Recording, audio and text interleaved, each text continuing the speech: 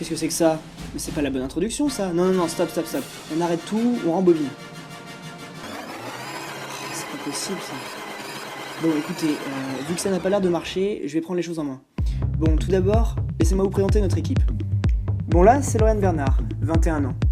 Elle est un peu seule à l'image là, non? Voici Marion Delaveau, 1m54. C'est déjà un peu mieux. Là, c'est Amélie Béliard, celle qui vient de lancer le mauvais générique. Bon, elle est pas très douée en nouvelles technologies, mais bon, on la pardonne. Laura Hanoun, la maman du groupe, spécialiste en digital. Et là, c'est moi. Ouais, c'est moi, Julien Okerman. Enfin bon, trêve de plaisanterie, passons aux choses sérieuses. Retrouvons nos amis Amélie et Laura, qui sont à la cafétéria en train de s'amuser. Travailler. Dis-moi Laura, tu fais quoi ce soir? Je sais pas, mais je me ferais bien faire un resto. Ouais, super bonne idée. Tu veux pas qu'on fasse un sushi? Carrément, mais où est-ce qu'on peut aller? Attends, je vais te montrer quelque chose. J'ai découvert ça il y a pas longtemps. Siri, je cherche un restaurant de sushi. Je regarde ça pour vous. Je vois 15 restaurants de sushi dans le coin. C'est génial, il est juste à côté celui-là, mais... Ouais. Mais comment il fait? Non mais c'est dingue, hein. T'as vu? Non mais t'as vu tout ce qu'il y a derrière pour ça? C'est quand même fou. Ça te fait pas penser à notre cours là en SI? Ah, avec le machine learning et tout ça? Ouais, mais je sais pas si c'est analyse prédictive ou machine learning. Je sais plus. Tu sais plus ce que c'est? Demander. Ah ouais. On va voir les étudiants dans la cour, sinon Ouais, on va leur on peut faire demander. comme ça? Ouais, Ok, super. Allez, c'est parti. Laura et Amélie s'en vont gaiement retrouver leur amie Lauriane dans la cour de l'université. Qu'est-ce que le machine learning pour toi? Le machine learning, alors a priori je sais pas ce que c'est, mais là je suis obligé de truquer et de dire des bêtises, mais je sais pas ce que c'est donc. Qu'est-ce que le machine learning pour toi? Alors écoute, je sais pas exactement ce que c'est, mais j'ai un ami qui est dans un master, c'est un master en machine learning, et je crois que c'est tout ce qui se rapporte au big data. Est-ce que vous connaissez le machine learning? Non, pas du tout. C'est trop fini, c'est fini. C'est quoi le machine learning? Pas du tout. Est-ce que vous connaissez le machine learning? J'en ai aucune idée. Non. Vous l'avez compris, aujourd'hui nous allons parler de machine learning. Mais qu'est-ce que le machine learning exactement? Vous l'avez vu, une majorité de personnes ne sait pas à quoi cela correspond. Pour éclairer notre lanterne, nous avons tout d'abord fait appel à un premier intervenant. Son nom est Eric Siboni, il a 25 ans. Il est diplômé de Polytechnique et a fondé sa start-up Shift Technology tout récemment. Celle-ci a pour but d'aider les compagnies d'assurance à détecter des fraudes grâce, justement, au machine learning. Nous avons ensuite interrogé Zachary Ramsey. Il a 21 ans et est actuellement étudiant à Télécom Paris en Master 1 de Big Data. Nous leur avons demandé en premier lieu de tenter de définir le machine learning et sa possible différence avec l'analyse prédictive. Voici leur réponse. Pour moi, le machine learning, c'est à partir de données d'apprentissage dont on connaît les labels, arriver à prédire le label de données dont on ne connaît pas encore le label, ou arriver à détecter des anomalies ou des comportements spécifiques dans un jeu de données. Un label d'une donnée, c'est par exemple quand on a mettons le pouls d'une personne sur un certain temps, dire si cette personne est malade ou pas. Donc c'est un 0 ou un 1, un vrai ou un faux, malade, pas malade. Ça c'est un label par exemple. En général, ça va être une problématique de prédiction, le machine learning. Typiquement là, c'était comme je disais, prédire le goût d'un utilisateur pour un film, prédire la note qu'il va donner. C'est pour ça que la différence avec l'analyse prédictive, je n'aurais pas vraiment y répondre. Enfin, disons que c'est un peu la même chose, je dirais. Je veux dire peut-être que l'analyse prédictive c'est quelque chose qui est longtemps. En tout cas, le machine learning c'est plus vaste. Enfin, ça s'attaque à tous les domaines. Le machine learning c'était un peu plus large que l'analyse prédictive. Le concept de machine learning est donc bien plus large que la simple analyse prédictive. Cette dernière va pouvoir prédire en se basant sur un modèle précis, tandis que le machine learning va pouvoir prédire en partant de n'importe quelle base. Nous nous sommes alors demandé ce qu'il était possible de prévoir grâce justement au machine learning. Si un être humain peut le faire, alors il y a de fortes chances qu'un algorithme puisse le faire. Quand les données sont de nature quantitative, c'est assez facile d'appliquer des... Enfin, c'est facile. Je ne veux pas minimiser ce que le deep learning, mais disons qu'on sait assez facilement faire des choses, on applique des transformés mathématiques et ça marche bien. L'image et le son, c'est des informations, des données qui sont de nature en fait directement mathématique. En tout cas, c'est des données quantitatives. Le son, quand on enregistre du son, ça fait un truc comme ça.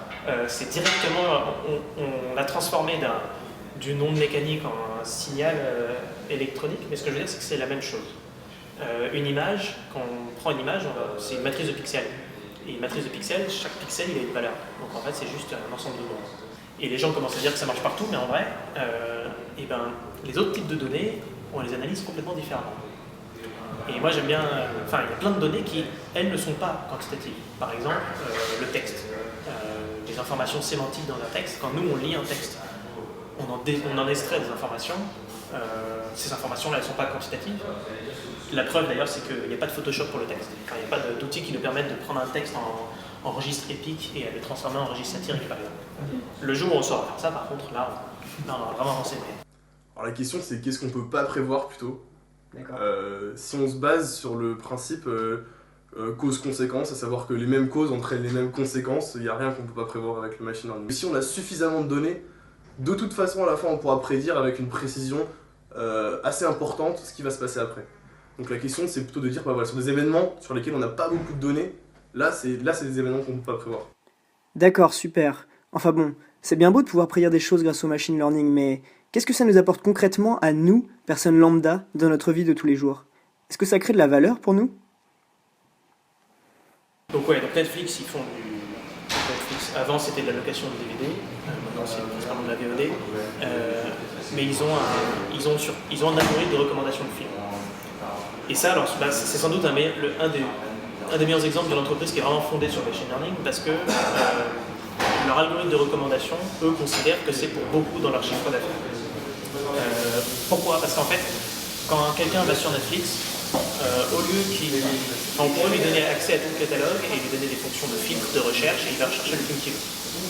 Sauf qu'il y a tellement de films tout le temps, et les gens en général n'ont pas envie de faire ça. Donc, ce que fait Netflix, c'est que quand la personne se connecte, il lui propose directement les films les mieux pour lui.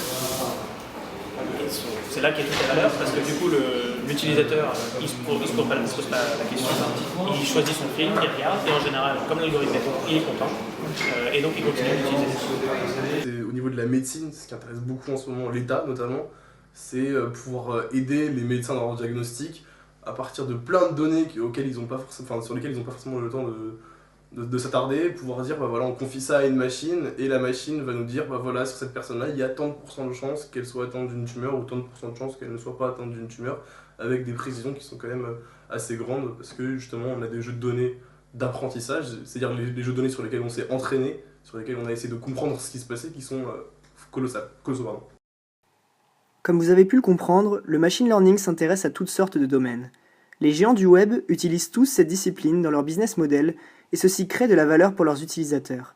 On l'a dit, il y a Netflix avec son algorithme de recommandation, mais aussi Google avec son algorithme de référencement, Facebook notamment sur le fil d'actualité, et enfin Amazon avec son algorithme de cross-selling. Toutefois, une nouvelle question très importante apparaît. Le machine learning, ok, c'est bien, mais est-il infaillible? Est-il possible de tout prévoir grâce à lui? Il n'y aura jamais une prédiction à 100%, ça c'est sûr. Donc ça, il faut bien garder en tête que le machine learning, lui, il offre des garanties de probabilité. D'accord? C'est-à-dire qu'à chaque fois, il va dire j'ai 95% de chance d'avoir tel résultat, 98%. On peut toujours augmenter la probabilité à souhait. Maintenant, ce qui est impossible, et ça parce qu'on est quand même dans un univers de probabilité, d'aléatoire, c'est d'avoir une probabilité à 100%. Et c'est pour ça que je disais tout à l'heure qu'il ne fallait pas s'en remettre aux machines pour essayer de dire, bah voilà, telle personne a le cancer ou pas, telle personne a une tumeur, telle personne, il faut la soigner maintenant. C'est simplement un guide, une aide au médecin, mais en aucun cas ça va remplacer un médecin. Ça peut simplement aider à une décision. Voilà, donc l'infaillibilité, c'est généralement en termes, c'est sur la médecine, sur tout ce qui est des systèmes à risque comme les avions ou les transports de manière générale. Le machine learning n'est pas infaillible, et c'est pour ça qu'il faut généralement toujours un humain derrière pour vérifier ce genre de choses. Et bien voilà, notre reportage touche à sa fin. Nous espérons avoir pu vous informer efficacement sur le machine learning et ses possibles limites. J'ai été ravi d'être votre voix off au cours de cette petite dizaine de minutes. Finalement, ça s'est plutôt bien passé. Nous vous donnons rendez-vous très prochainement pour de nouvelles aventures sur notre site internet et notre page Facebook. À bientôt.